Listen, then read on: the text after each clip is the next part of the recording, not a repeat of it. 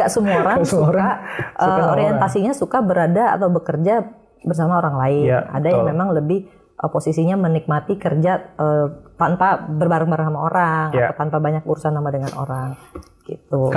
Kalau lu nih Mbak Eri, karena tadi lu bilang ini juga perjalanan ya, proses lu berjalan mencari passion itu bisa diceritain nggak, dieksplor nggak? Iya. Gue juga dulu sebenarnya pada saat gue mungkin kuliah, nggak usah kuliah deh, gue let's say SMA juga gue nggak kebayang bahwa ini adalah menjadi passion gue. Gitu. Dulu tuh sebenarnya gue kepengen jadi mahasiswa desain, fashion design. Terus orang tua gue yang orang zaman dulu cuman taunya kalau anak tuh kuliah hukum, ekonomi, kedokteran, teknik gitu ya. Terus ngelihat gue pengen jadi fashion designer, bokap gue bilang ngapain lu masa mau jadi tukang jahit katanya gitu kan. Padahal itu pemahaman yang kurang luas aja gitu. Apalagi zaman dulu ya? Zaman dulu, dan sekolah desain zaman dulu tuh kan nggak banyak. Akhirnya pada waktu itu gue dapet invitation untuk jadi mahasiswa hukum. Gue kuliah dan gue tuh bener-bener nggak passion di dunia hukum. Tapi terus pada saat itu gitu kan, pas lulus gue udah bilang gue nggak akan jadi lawyer karena gue nggak cocok gitu. Terus gue memilih jadi HRD. Pada zaman itu namanya bukan human capital, masih jauh banget, masih HRD kan. Nah pada saat itu gue pun HRD-nya masih administratif gitu kan. Nah, gue tuh nggak happy gue ngerjain kerjaan administratif gitu. Administratif itu apa sih? Ya biasalah pekerjaan clerical HRD gitu sebagai newbie di dunia HRD. Gue juga nggak pernah nyangka bahwa di dunia human capital ini ternyata ya itu passion gue saat ini. Dan pada waktu pertama kali karir di human capital atau HRD pada zaman itu masih ngerjain kerjaan clerical dan belum masuk ke strategik, belum masuk ke hal-hal mendesain budaya dan lain sebagainya, gue nggak happy. Tapi terus gue pikir ya nggak ada pilihan. Kalau saat itu sejujurnya tuh biasa nggak ada pilihan. Jadi dijalanin terus, dicari terus, dikuatkan, dibuat excellent gitu kan. Dan sampai di suatu titik ketemulah gue yang namanya pekerjaan human capital yang lebih masuk ke strategis. Di situ gue kehidupan gue mendesain. Dan ternyata kan gue suka berimajinasi gitu kan. Imajinasi gue dulu waktu zaman SMA sekedar mendesain baju. Nah sekarang gue bukan mendesain baju tapi mendesain culture, mendesain proses kerja, sistem, sama proses kreatif yang ada di situ. Gitu. Dan akhirnya gue menikmati dan kemudian masuk ke dunia human capital strategy, ketemu dengan dunia coaching counseling dan ternyata gue juga happy juga di situasi itu.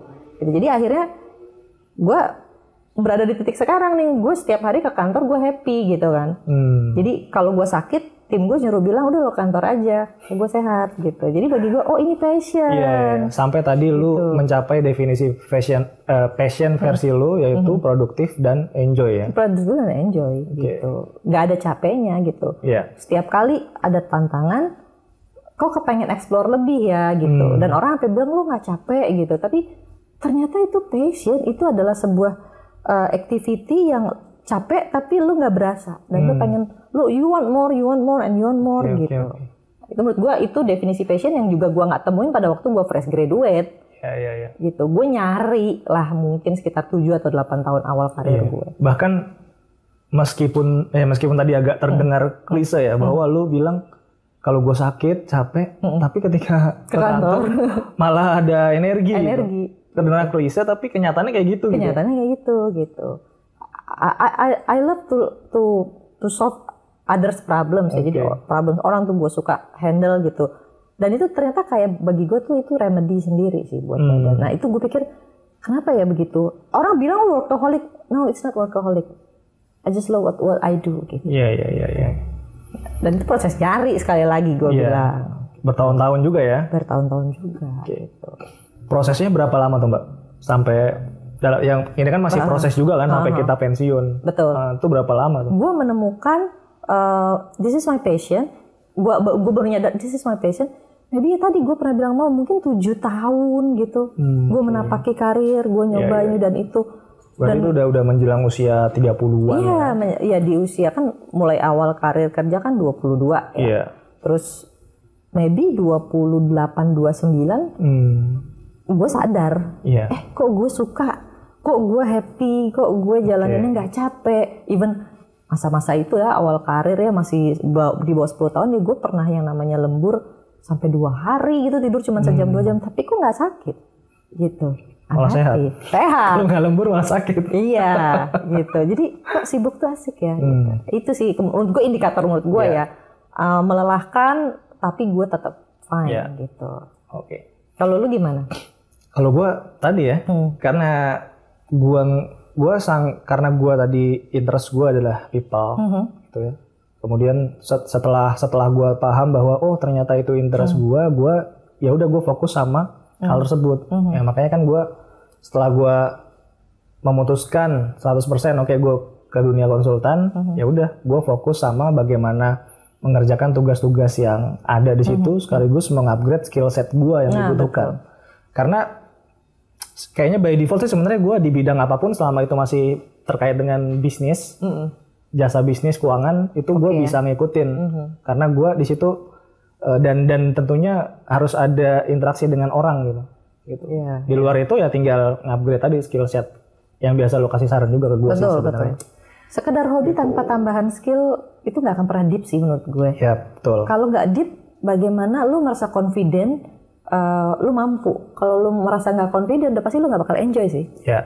Gitu. Nah itu tadi variabel-variabel dari passion adalah ya tadi lu jalanin terus, lu kuatin, nanti lu excellent di situ, lu confident dan lu akan pasti enjoy.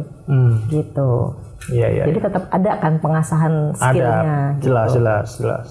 Kalau nggak ada kan bisa jadi nggak bisa nyelesain masalah. Betul. Kalau nggak nyelesain masalah, kita jadi ngerasa jadi useless di tim, jadi nggak confident udah pasti. Kalau udah nggak banyak kontribusinya gitu. Betul, nggak bakal enjoy kalau kayak gitu. Nah ada lagi nih pertanyaan yang menarik ya bahwa kenapa sih mungkin orang udah banyak diskusi mengenai passion, tapi mereka masih kesulitan ya, bingung mencari passion. Terus bagaimana orang bisa tahu bahwa itu passion kita gitu? Iya. Ini gue sering ngelihatnya banyak pemahaman yang orang tuh ngelihat passion dirinya itu berkaca pada orang lain. Oke. Kok kayaknya dia jadi begitu keren? Gue juga punya basic yang sama nih. Kayaknya gue bisa. Terus dia paksain fit in untuk ngacanya ke orang lain. Oke. Dalam pencarian passion menurut gua yang perlu dia lihat tuh bukan orang lain, tapi dirinya sendiri. Oke. Lu mesti kenal diri lu mesti tahu potensi lu tahu interest dan minat lo. Jadi lu nggak perlu ngelihat apa yang lagi tren, orang lain jadi sukses di apa, karena semua tuh punya jalan masing-masing untuk sukses sih, Cai. Betul. Kalau gue gitu, jadi ngacanya nggak boleh ke orang, ngacanya ke diri lo. Iya. Gitu. Apalagi sekarang kan, di zaman sekarang kan, sosmed juga aktif orang di sosmed. Atau orang juga cenderung ngelihat apa yang lagi ngetren saat ini. Lagi startup lagi ngehits. Semua orang mau jadi pengusaha. Orang pengen jadi entah founder startup atau karyawan startup, kayak gitu. Orang semua mulai berbisnis, semua orang pengen berbisnis gitu. Jadi ya pada ikut-ikutan tanpa tahu bahwa itu fit apa enggak sama dirinya ya. Oke. Nah, berarti itu lebih terkait bagaimana lu kenal siapa diri lu ya, Pak?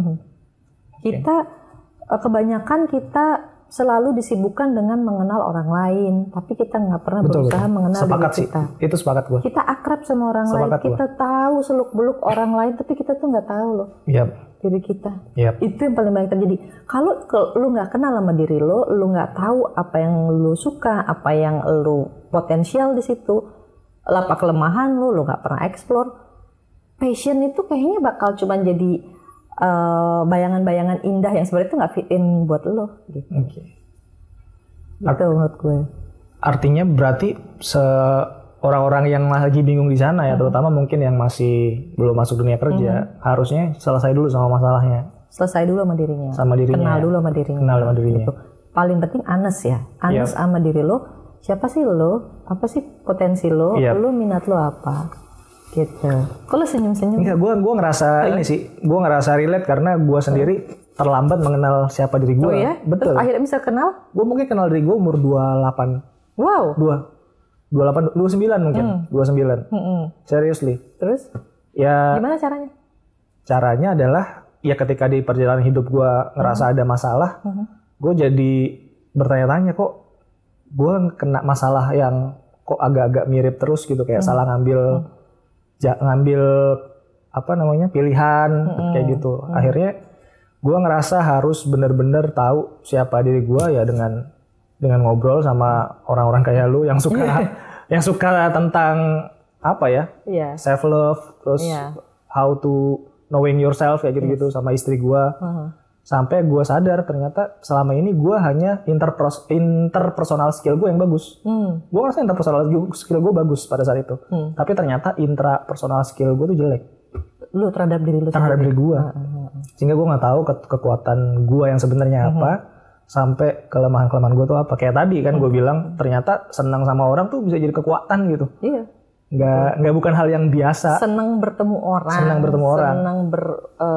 di lingkungan banyak orang itu juga sebenarnya power sih sebenarnya. Betul. Gitu. Ya itu gift lah. Semua orang punya giftnya masing-masing. Nah, gue dulu nggak sampai mikir ke sana sehingga kayak orang punya kemampuan apa, semua orang tuh harusnya bisa. Nah, lu berpikir gitu. Semua orang harusnya bisa diseragamkan. Bisa diseragamkan. Itu yang membuat gue juga salah ngambil pilihan terus ternyata beberapa kali. Iya. Gitu. Pernah ada analogi menarik gini, Cai. Gimana tuh? Kita tuh harus kenal diri kita supaya kita sampai ke tujuan kita. Iya. Analoginya gini, lu kalau tersesat di suatu tempat, lu misalnya nggak tahu tempat itu di mana, tapi lu tahu tujuan lu di mana, lu bisa sampai. Yang lebih konyol lagi, lu kesasar di satu tempat, lu nggak tahu tempat itu, lu nggak tahu tempat yang lu tuju. Yang lebih parah lagi, lu juga nggak tahu diri lu siapa. Lu orang mau nolongin lu gimana gitu kan? Yeah. Jadi maksud gue, lu tuh perlu kenal diri lu, kemudian letakkan tujuannya. Walaupun di perjalanan akan nyasar, akan belok kemana dulu, akan keseret kemana dulu, lu tahu diri lu tahu lu punya perbekalan apa, lu punya kekuatan apa, lu bisa berpikir, dan lu tahu tujuan lu apa. Itu sih menurut gue yang paling penting. Start from know yourself. Itu udah pasti ya kalau start dengan know yourself itu akan lebih memudahkan kita menemukan passion itu sendiri ya. Betul. Karena lu sadar. Iya betul. Kita jadi sadar kan yang strength kita apa ya, weakness kita apa. Dan lu tahu apa hal-hal yang membuat lu bisa menikmati itu. Betul. Sepakat ngapain sih. Keren kalau lu nggak bisa nikmatin. Sepakat sih, benar-benar. Gitu. Ngapain tren, lu nggak bisa nikmatin, lu nggak sama sama orang lain. Iya. Mulai dari situ sih, kenal diri lo sendiri dulu.